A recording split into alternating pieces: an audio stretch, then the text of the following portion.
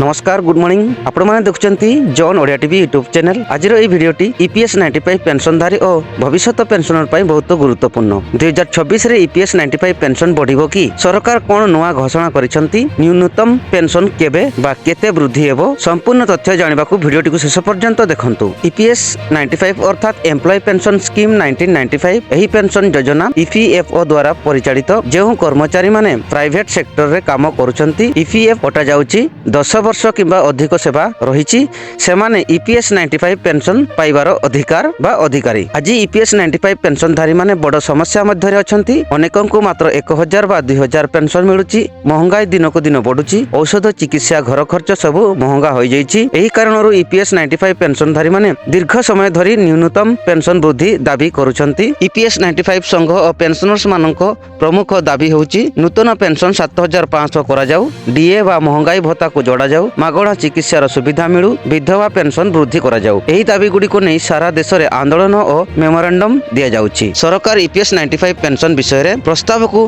विचाराधीन रखिचंती। आर्थिक प्रभाव जांच चलीची। ईपीएफओ बा श्रम मंत्रालय मध्य रे आलोचना चलीची। सूत्र अनुसार 2026 पूर्व ईपीएस 95 उपरे बड़ निष्पत्ति आसी पारे। 2026 को देखिले ईपीएस 95 पेंशनर्स माने पाई पारंती नूतन पेंशन रो वृद्धि, डीए सहित पेंशन, विधवा पेंशन रो सुधार, चिकित्सार सुविधा। जदियो सरकारी घोषणा आसी नाही किंतु संभावना बहुत जोरदार चलीची। सोशल मीडिया रे भूल खबर विश्वास करंतु नाही, केवल सरकारी घोषणा उपरे भरोसा करंतु। ईपीएफओ वेबसाइट बा न्यूज अपडेट देखंतु। ईपीएस 95 पेंशनर्स माने दीर्घ समय धरि न्याय आशा करूचंती। 2026 सेमानक पई आशा वर्ष होई पारे। आपनक मत कमेंट रे लिखंतु। ईपीएस 95 पेंशनस केते हेबा उचित। वीडियोटी भल लागिले लाइक करंतु, शेयर करंतु एवं John Odia TV YouTube channel को सब्सक्राइब करंतु। धन्यवाद।